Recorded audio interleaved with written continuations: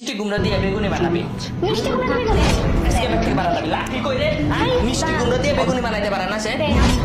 সন্ধ্যা হয়ে যাচ্ছে, বেগুনি যে কখন বানাবো এখনো আসার কথা নেই, একটু আসলো মনে হয়। এই তাড়াতাড়ি ইফতার টিফতার রেডি কর।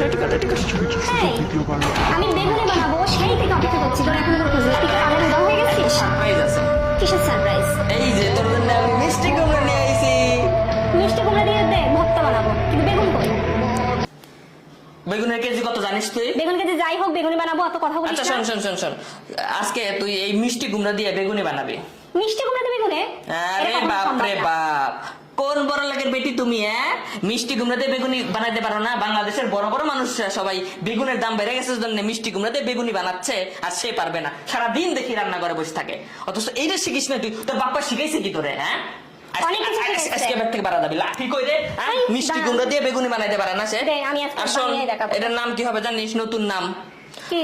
কুমরানি হবে। কুমড়ার কুম আর বেগুনি লিখতে নি লিখিস না লাস্টে, সেই নি, কুমরানি। আজকে এটা যদি ভালো মতো না বানাইতে পারে, সেটা তোর কঠিন পরীক্ষা, অগ্নি পরীক্ষা। মিষ্টি কুমড়া দিয়ে বেগুনি বানাবো, নাহলে একদম বাচ্চা বাই করে দেবে কিন্তু। আরে দে, আমি তোর মিষ্টি কুমড়াটাই দে, আমি ভর্তা তো করছি না। আমি এখন আজকে আমি মিষ্টি কুমড়া বেগুনি বানিয়েই দেখাবো। না, এটা কিন্তু তোর জন্য অগ্নি পরীক্ষা। আচ্ছা ঠিক আছে, হয়ে গেছে। বাপ রে বাপ, এ তো খুব ভালো হয়েছে রে। হ্যাঁ, তো বেগুনি ফেল। বেগুনি ফেল কি? এটার নাম কি জানিস না? কুমরানি। হ্যাঁ, এটা কি বলবে কুমড়া দিয়ে বানানো? যাই হোক, এত বড় ভালো বুদ্ধি আমরা এতদিন আসলে কেন যে ব্যবহার করি নাই। হ্যাঁ, এখন এই কুমড়ার দাম বেড়ে গেলে খবর আছে কিন্তু তোর। দর্শক শ্রোতা, এই যে ওরা আমি বললাম যে এই কুমড়া দিয়ে বেগুনি বানাইতে হবে, বানাই দিছে। এই যে দেখতে পাচ্ছেন, এটা হচ্ছে কুমড়ার বেগুনি, ঠিক আছে? কুমরানি বলতে পারেন। এখন আমি একটু পরে টেস্ট করব, এখন ইফতারের টাইম হয়ে গেছে, তো আমি কিছু কথা বলতে চাই।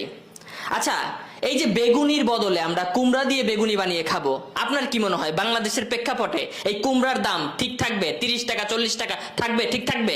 মোটেও ঠিক থাকবে না। এটা কি কোনো সমাধান হইল? পেঁয়াজের দাম ভাই বেড়ে গেলে পেঁয়াজ বাদ দিয়ে অন্য কিছু খাও, তেলের দাম বেড়ে গেলে পানি খাও, বেগুনের দাম বেড়ে গেছে মিষ্টি কুমড়া খাও। এটা কোনো কথা হলো? এটা কোনো সমাধান? এটা ভাই বাংলাদেশ। রোজার মাসেও এদের বাংলাদেশের যারা বাজারে থাকে ভাই, তাদের মাথায় রোজার কথা চিন্তা থাকে না, তারা সবকিছুর দাম বাড়ায় দেয়।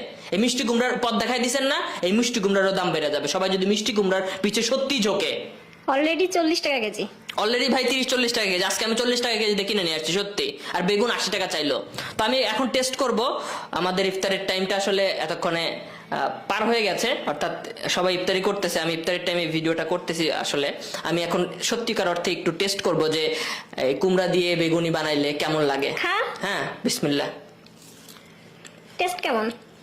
টেস্ট বলতে ভাই সেখানে একটা মিষ্টি মিষ্টি ভাব আসতেছে। কোথায় বেগুনি, কোথায় কুমড়া দিয়া বেগুনি। একেবারে খারাপও না, কিন্তু যে একটা মিষ্টি মিষ্টি ভাব আসতেছে ভাই। আমরা তো বেগুন দিয়ে বেগুনি খাওয়ার মতো বাংলাদেশের মানুষজন আমরা আছি। দয়া করে বাজার নিয়ন্ত্রণ করেন। এইভাবে এইসব পথ দেখানো বাদ দিয়ে বাজার নিয়ন্ত্রণ করা উত্তম হবে। কারণ ভাই আপনি যে পথে দেখাই দিবেন, এরা সেই জিনিসপত্রের দাম বাড়ায় দিবে। ভালো থাকবেন। ইফতারি করে নি। কি তোর কি খাওয়া তো শেষ? এখন তো আমার খেতে হবে না, টেস্টটা তো করতেই হবে। ভালো থাকবেন সবাই। আসসালামু আলাইকুম। বেগুনের দাম, এই রোজার সময় সবাই বেগুনি খাবে, হঠাৎ 110 টাকার উপরে বেগুন হয়ে গেল, সেটা এখন কমে 80 টাকা এসেছে। তো বেগুন দিয়ে বেগুনি না খেয়ে আরও যে সবজি সহজলভ্য আছে সেটা দিয়ে খেলেই হয়, আমরা তাই খাই। মিষ্টি কুমড়া দিয়েও খুব ভালো বেগুনি না বানায়, মিষ্টি কুমড়া দিয়েও বেগুনি বানানো যায়, সেভাবে আমরা করি, সেভাবে করা যায়।